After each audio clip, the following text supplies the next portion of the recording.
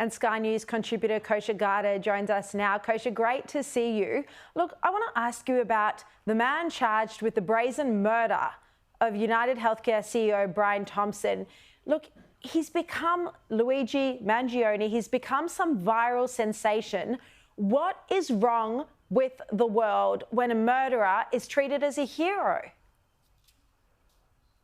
You know, great point, Sharri, and I think it's a sign that we, in many ways, really have become a sick society, at least parts of society, where somebody like this, who did something that we haven't seen in a long time, like an actual assassination in broad daylight. Trump was obviously attempted, but dodged it. But this actually was successful, and that too of a corporate CEO, which is not a typical target that you would expect or have seen historically.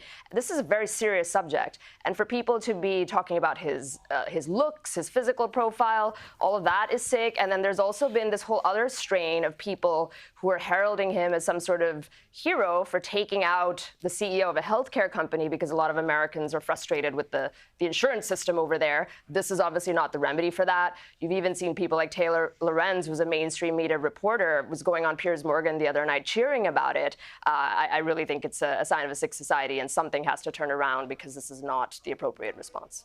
Oh, it's utterly bizarre. And you worry as well about the safety of other chief executives. And I'm sure there'll be others who will be thinking maybe they need security now on their way home, and that would be understandable.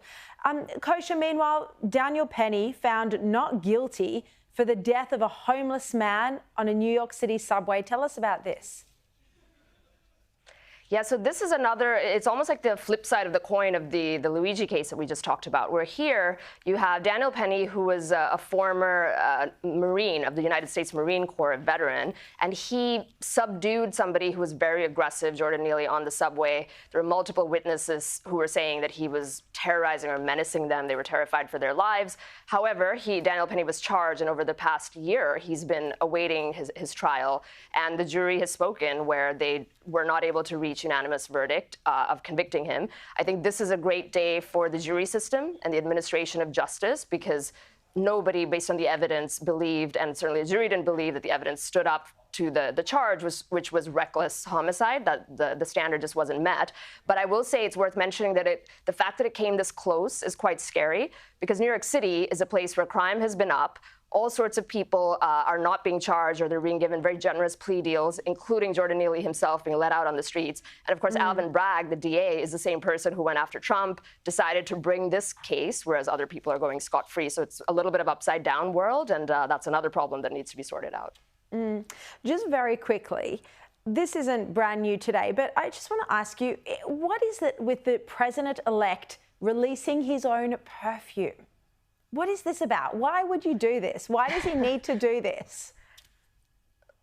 Yeah, you know, he probably doesn't need to, but I have to say it's classic Trump, where he loves to seize the moment, even if he's somebody in a very serious position doing serious work. He seizes the moment. He loves to troll his opposition and his adversaries with the way he's marketed it.